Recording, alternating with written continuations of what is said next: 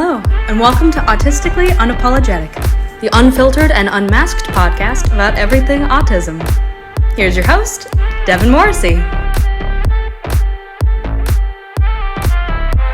Hi, and welcome to Autistically Unapologetic with me, Devin Morrissey.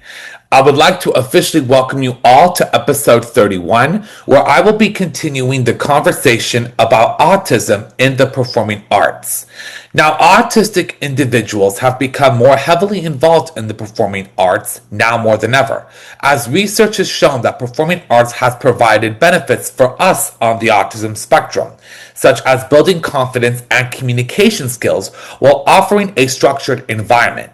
Many autistic people have used theater, film, music, and dance as a place for emotional expression and social connection while building on a professional career in the entertainment industry. Now, my next guest is helping to lead the charge of more disabled and neurodivergent talent in the performing arts. She's an autistic actress, storyteller, singer, and autism advocate who stars in the powerful short film Once More Like Rain Man. And she's here to share her story of how she got started in the business, as well as offering tips of advice for all of you autistic performers out there. Please welcome to Autistically Unapologetic, Bella Zoe Martinez. Bella, how you doing? Hey, howdy, hey. Listen, Bella, I have to say, thank you. First off, thank you so much for taking the time out of your busy schedule right now. I know that you have a lot on your plate, which something that we are both currently doing together right now, and we're going to get into that, as well as your powerful short film that is truly mind-blowing, and I cannot wait to discuss more about it. So if you're ready, Bella, let's just hop right into it. Are you ready?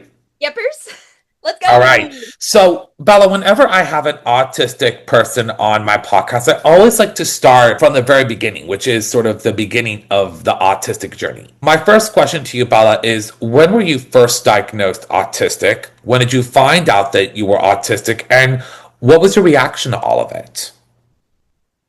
Well, my siblings, Kennedy and Alex, were diagnosed first. My sister, I think, was probably closer to 3 or 4, or like maybe 5. But Alex was maybe a little, like, he didn't go years. He went years without talking and just decided to start talking and didn't shut up.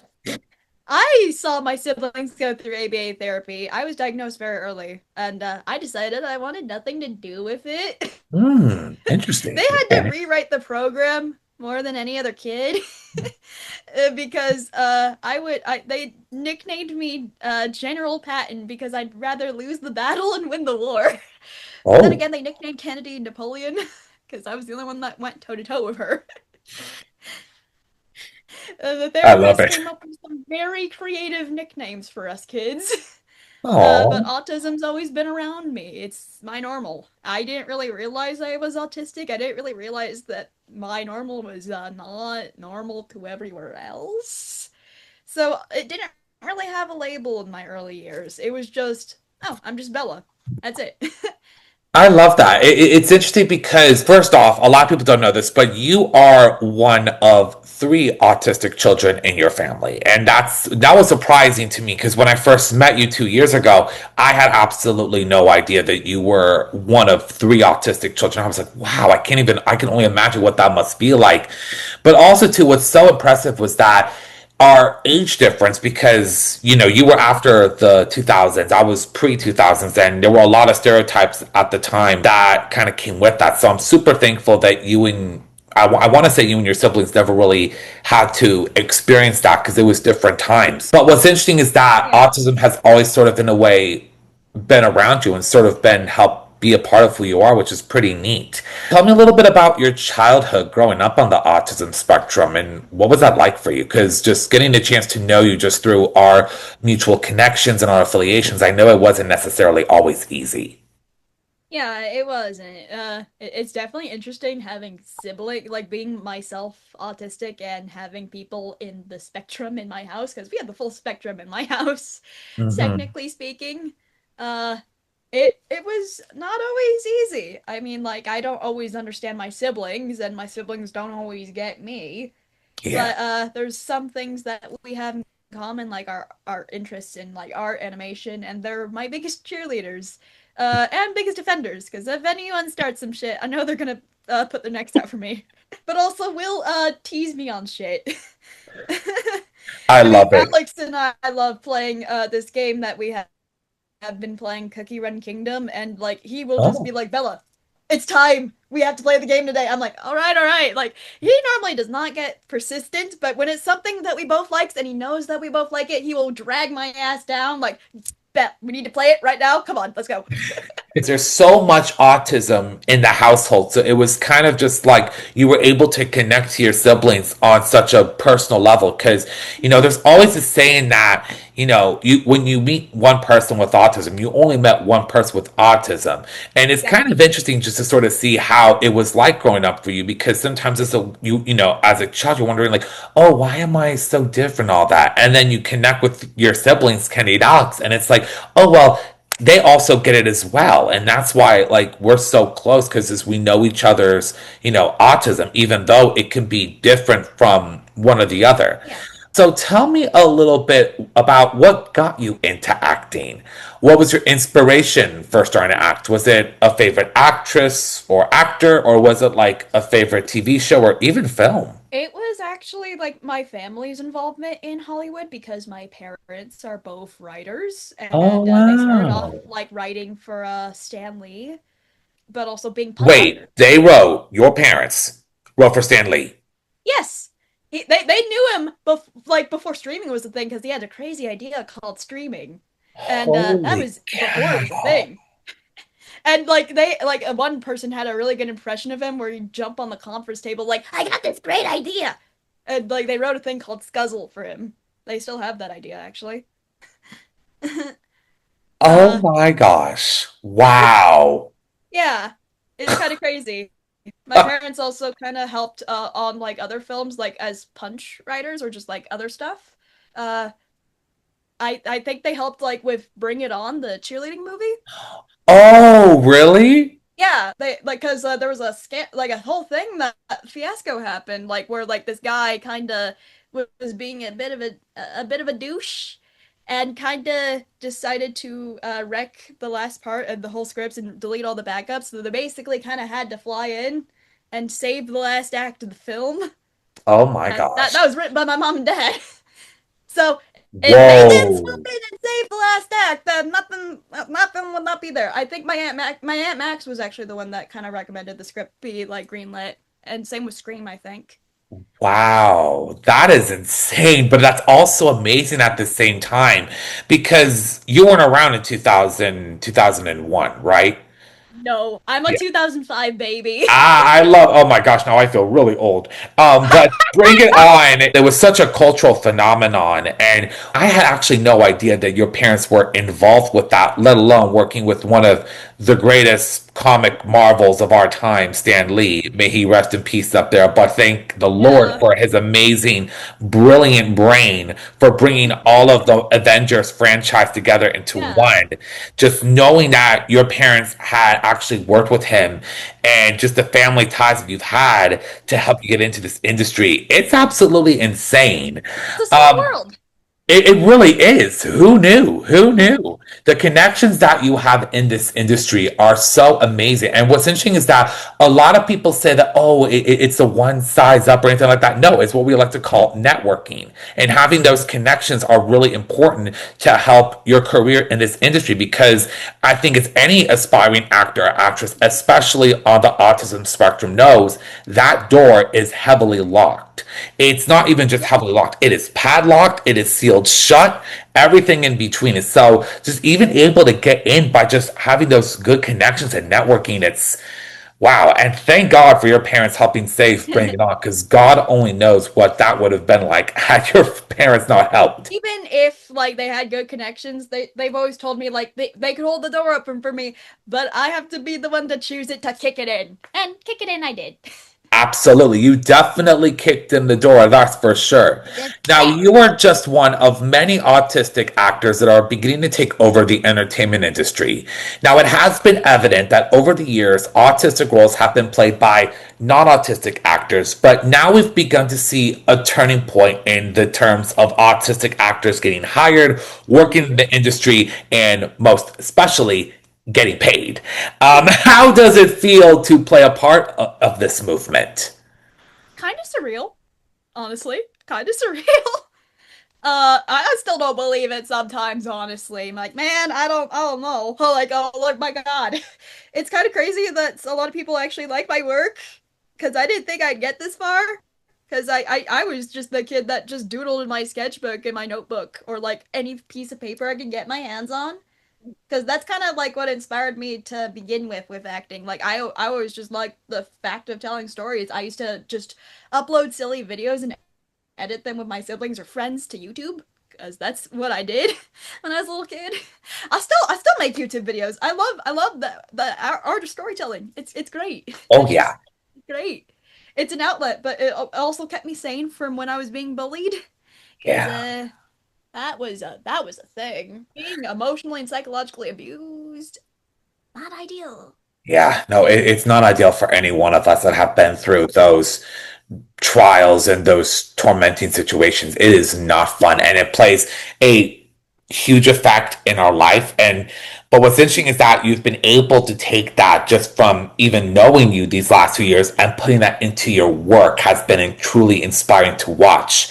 Now, from what I actually heard and also did my research on, you had an unintentional start in the entertainment industry at only 7 years old when you did an anti-bullying PSA, and after that you ended up actually not acting for at least 5 years. What made you decide that you wanted to come back to acting after a 5 year hiatus? I don't really remember doing the thing that I did when I was 7, honestly. Memory's weird. There's some things I remember, some things I don't. That's one of them. I don't really fully remember. The memory, apparently just didn't decide it was important. But when I was just like, I always really thought acting, like I didn't know acting could be like a full-time job when I was younger. Because I remember just always playing a lot of video games and watching a lot of animated movies and media, and being like somewhere down the line, I think I was maybe like 9 or 10, being like, wait, you could do this stuff and just like get paid. But I think I'm like I didn't know what voice acting fully was until much later. I think it was somewhere in 2017. I'm like, wait, voice acting? What the heck's that? Mhm. I didn't realize that's what it was. That's why it blows my mind. And I always say voice actors are sirens.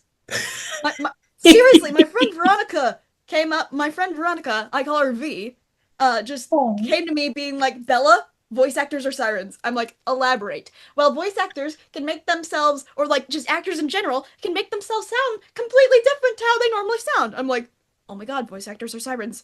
Actors are sirens. And I couldn't unsee it. We actors are sirens, unfortunately, but we use our powers for good. You are definitely right about that. Let me tell you, having that outlet to work with is something that is so powerful. And in a way, you talk about, playing the video games and, you talk about like actors being sirens. In a way, it's almost kind of like you felt like it's almost like you found your outlet in terms of like where you feel like you belong in the place of life. Because as Yeah. kids, we always think about how like, oh, well, I would love to do that, but maybe it's just, for fun. It's not like an actual job. But when you grow older and you become more involved in life, then it's like, hey, I could actually take this as a career and run with it, which is actually pretty neat in a way because you've been able to really take this love that you have and really hone it in to your craft, which is amazing. So you've had the chance to land a few commercials, such as for Instagram and feature film roles, including The Infiltrators and The Vanished. But in 2022, you transitioned to storytelling with the short film Glory and Injustice. Now, what was the inspiration for you to incorporate your life into this powerful film?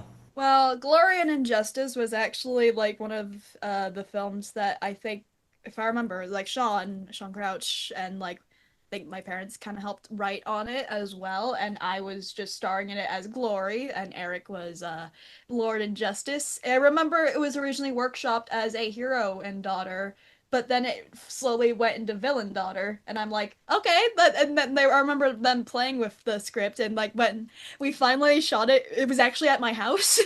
It was Really? actually my living room. We transferred my living room into like the set, and it was, I think if I recall, it was like a 2 day shoot, Oh, if I recall correctly. And I remember that it was crazy. It was somewhere before lockdown was even a thing.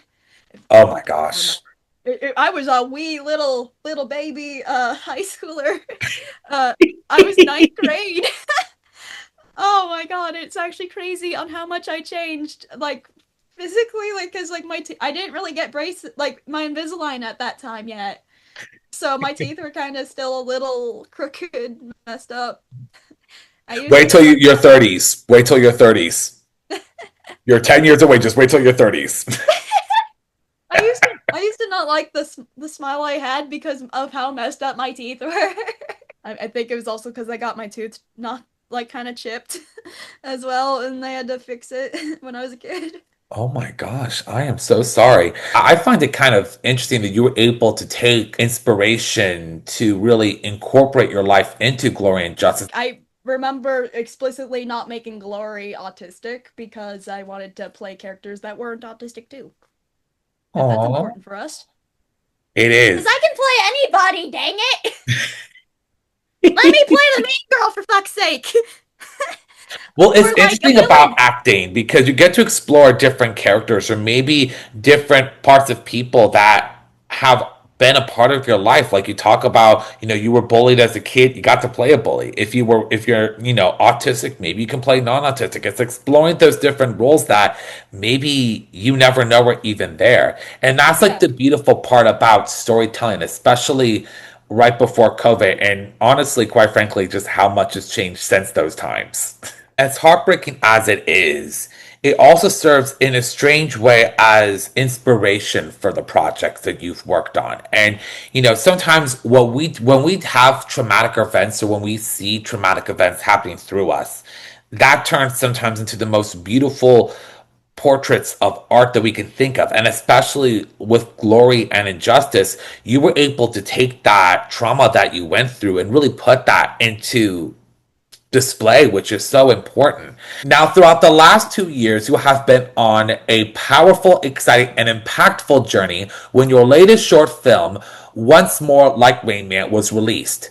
This Oscar qualified short film follows Zoe, an young Bella. autistic actress traveling to audition after audition after audition in Los Angeles as she looks for her big break while she's also navigating the real life challenges us autistic people face on an everyday basis. Ain't that the truth? How did Once More Like Rain Man come about, and what was the inspiration behind this short film?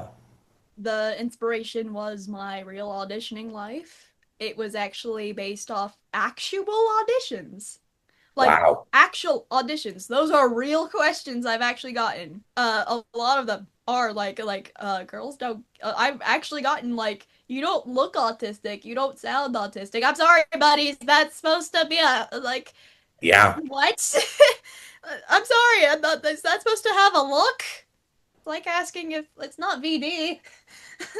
And like exactly. I'm like sorry. Like what's supposed to look like?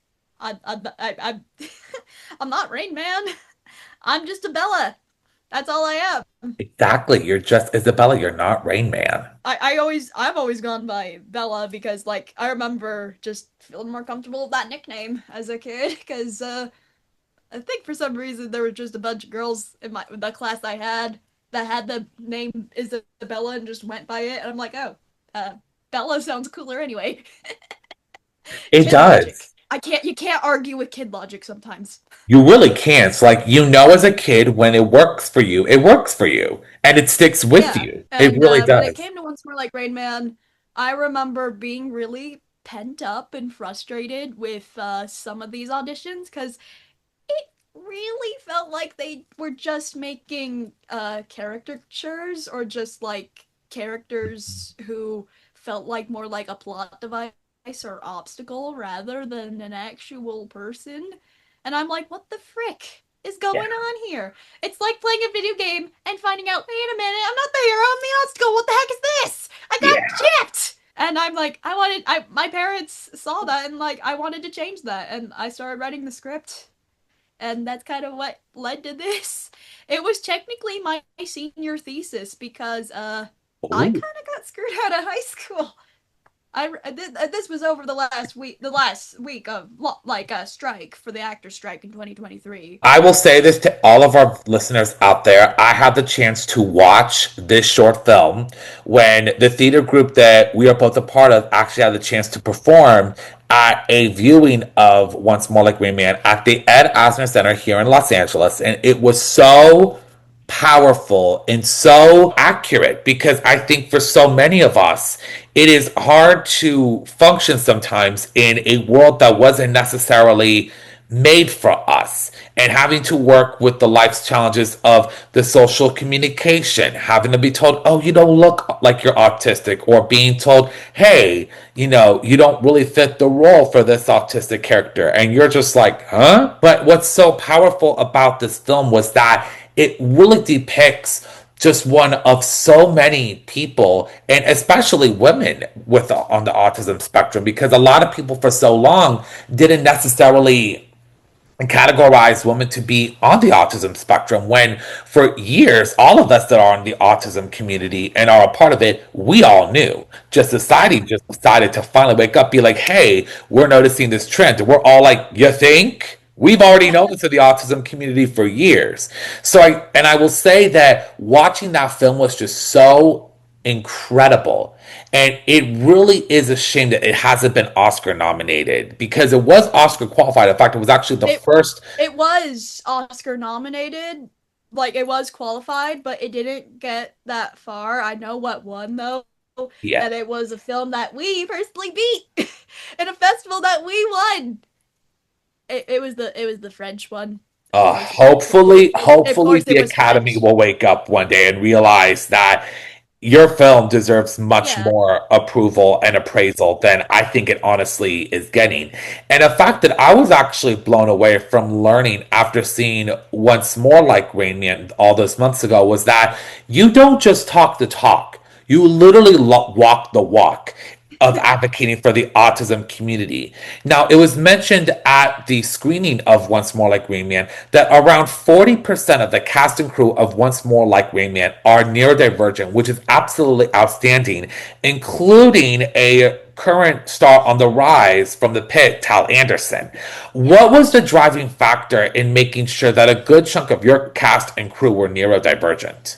It was, I remember when we were getting people, like my mom and dad, like my dad was on All American and my mom was on another project, and we're basically making favors and calls and like, hey, we're working on a cool thing. You want to come on this? And we just chose a lot of the best people for the job, but a lot of it was people just like being there for the cause or because they were neurodivergent themselves. And a lot of them just like really cared about what they were working on. And we did leave the Palace Theater in better shape than we found it. And my mom knew those guys, and they're really nice. They're really chill. The guys that own the Palace Theater, because that was a one location shoot. The entire film was shot in one location, You're right. and it's huge. It's like a six-story building. It definitely is. I don't think I've ever told you this, but I used to live in downtown LA. And I think right as we were starting our theater group, I used to actually live about 1, 2, 3, 4 blocks away from the Palace Theater. So Really? had I known you at the time, hey, I could have possibly, shot this with you. So who knew? Dang. Who knew? That's crazy. Aimed to like everyone else who was on the film, like it was different forms of neurodivergent. One of the casting ladies to like one of the girls that play the casting ladies gosh, why am I spacing her name? Danielle Perez. She actually is in a wheelchair. She doesn't have feet. There was also like people with wheelchairs or like people who had walk like mobility aids or like service dogs. There was one service dog on set. His name was Max, and he was a very good boy.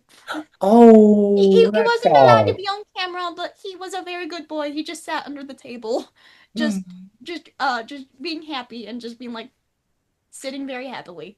And like I know in some photos he was just sitting next to me and Suan as I was looking over the last shot of the film is the first scene. So that was our last shot of the entire shoot. And I remember just sitting on the mattress that's in the background with Suan, and Max was just sitting behind us, just chilling. Like, just you need the emotional support doggos. But it was a really relaxed set because we put accommodations in. We like put some stuff like ramps on like the like where like some stuff was, so we could like if anyone had a wheelchair, you could like get up. But also made easier for accessibility of the crew who had to pull stuff up those very uneven stairs. Seriously, those stairs are very uneven. It's Yes. like a hike trying to climb those freaking stairs. I know Suan was terrified of the elevator, so we had someone manually operate that. But it made it so much easier just having that there. Just and like being able to take breaks. Because I remember being like, why are you guys working yourselves into the pavement? That's stupid. And my mom, I think it was my mom or dad, they were like, yeah, you're right. That is stupid. We're here to make something fun, not cure cancer, guys. Come on. And that's and I remember Matt was being like, "Wait, we could take breaks." I'm like, "Yeah, go take a break, buddy. You need it." It's so awesome to hear that you really walked the walk in bringing in neurodivergent talent because I think at that time, when we look back, a lot of people weren't doing what you did at that time, was really making sure that neurodivergent people and disabled individuals were getting that chance to work on an actual film set. Because what we're seeing now, it's nice, but there's so much more progress that can be made. And Yeah. especially where a lot of us on the autism spectrum, we are so incredibly creative. We know things about the entertainment industry inside and out. And it's sad that a lot of them don't really ever get that chance to let alone act on a set or let alone even work on a film set like yours. And I think what's so amazing is that you actually helped open the door to that and showing them like, hey, this is what a real life set is like, which is so important. Now, I would Yeah. actually love to discuss a little bit about a fun performing arts family that we are actually both currently a part of, and we have been a part of since its inaugural launch. Epic Players is a neurodiverse theater performing arts company in New York City that opened a branch here in Los Angeles about 2 years ago. We are both inaugural members of its LA branch when it first opened in 2024. And it has been just announced that we are both set to be in Epic's LA's first main stage production of Peter and the Starcatcher, which is set to open for one weekend only in the spring beginning on May 14th, and we run through May 17th. What Yep. inspired you to try out for Epic, and what has been your favorite part about Epic so far? I think I remember when I first got that audition, I remember my mom sat me down and is like, "Hey, these people are kind of like you. It's like what doing what you're trying to do, like make a future that has you in it." So I remember like just kind of auditioning and just being surprised I got in to begin with.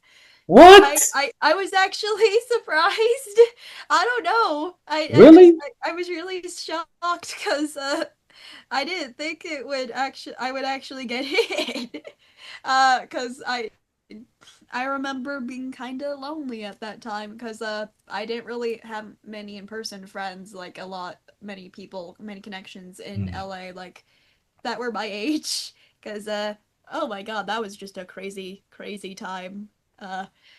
Very varying headspace at that time for 2024, Bella. But my favorite part of Epic is just the community that it has. Well, first off, I am shocked to hear that you were shocked that you got in because I think you were meant to be an inaugural Epic player from the very beginning. There were 14, 15 of us that started this from the very beginning. And since those 2 years, we have grown into, I think, 50 people, which is absolutely wild. Who would have thought that we would have grown so quickly? Yeah. But I remember that very first class, all the way leading up to that very first performance at the Bourbon Room in Hollywood. There was a reason why we were all meant to be a part of that first group because we just all blended right on the spot. And we all had that instant connection of being like, hey, We're all neurodivergent. We all love to perform, even though some of us have not done it for years, but we get it. What I love is like the different age ranges we had. You were being the youngest, obviously. You were the baby at the time to now.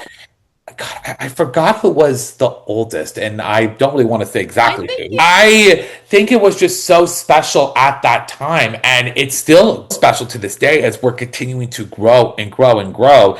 And what I thought was pretty cool was that at the cabaret last year, around this time, a lot of people didn't know this, but you were doing the eye to eye from the Goofy movie, yeah. and lo and behold, comes the voice of Goofy himself, Bill Farmer, just walking up those steps to introduce you as you performed.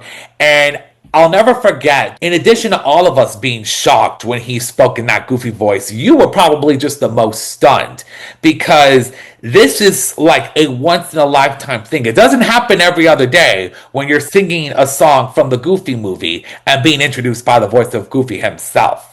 That is Yeah. pretty impressive. That was the most insane thing. Cause like I remember like hearing about like Goofy was gonna be there, like Bill Farmer, and being like, oh, so like he's gonna be there, cool. But I didn't. No one told me that he was going to actually announce the song for us. Like my sister was just as equally shocked. I don't think And anybody knew actually. I remember post the show, like I actually sat down and sketched him a portrait, like and he signed it for me. Oh. Uh, and and he actually remembered the second time. He was like kind of sad, like oh, like he was a little sad that I wasn't in the Disney showcase. Yes, I know, which was so sad. Like He will be seeing you again, as you are actually taking on the role of Fighting Prawn in Peter and the Starcatcher. We are both currently a part of in rehearsals. We are not going to go into full detail because we are no literally spoilers. getting ready into it. But if you want to know a little bit about Peter and the Starcatcher, buy your tickets for May 14th through May 17th at the Odyssey Theater, which will be Epic Player LA's first mainstream or main stage production. Go see it. Bella is absolutely hilarious in it for reasons that I will not say on this podcast, but you just have to see it to see what we're talking about. Now, what is next in the cards for you? Because I know that you are still heavily promoting Once More Like Rain Man. You just had a showing for the short film literally just a few days ago. You're now actually heading back to New York City in just a couple of days to actually show the film. What's next? I hope to do a lot more things. We are doing a feature version of the film in hopefully this summer. Ooh. Uh, I have a lot of my original universe stuff that I have been working on and writing since I was like in middle school and workshopping for like 10 plus years technically. But Mhm. I also have another thing that I've been workshopping with my friend Aqua, Oh. called Project Deviate, which is kind of Mhm. like a psychological murder mystery. Now I have two projects that I'm working on with friends. Uh, love working on music and songs, and I remember one of the first things I did when with my friend Aqua, like over at her house, was actually just Mhm. workshop the song called Wonderland, and just it was really fun. Oh. And she's one of my best friends. I love her so much. So Aqua, if you see this episode, hi. Love you.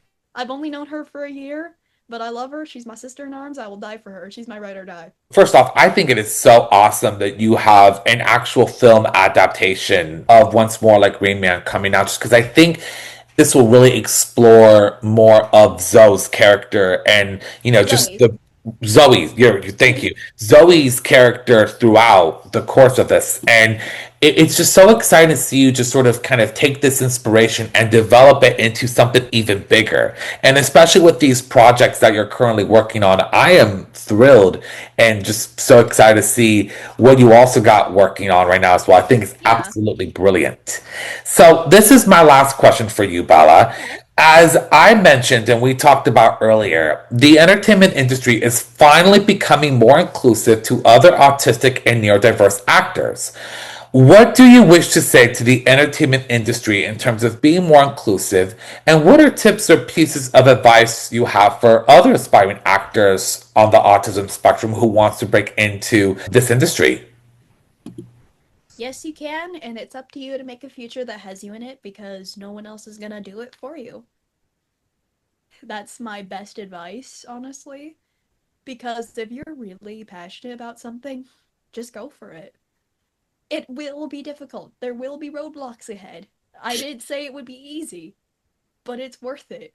Definitely is. And the hard work pays off. And I think you are a phenomenal example of the hard work that pays off. I mean, you've been hustling and it's starting to pay off. And I feel like at this point, the sky is going to be the limit for you. My thanks to Bella Zoe Martinez for this great, insightful conversation. If you liked what you heard on this episode and want to hear other episodes or stay tuned for future episodes, be sure to like, comment, and subscribe to this podcast. You can find us on Apple Podcasts, Spotify, and on YouTube. Thank you so much for listening to this episode. I'm Devin Morrissey, and I'll see you next time right here on Autistically Unapologetic.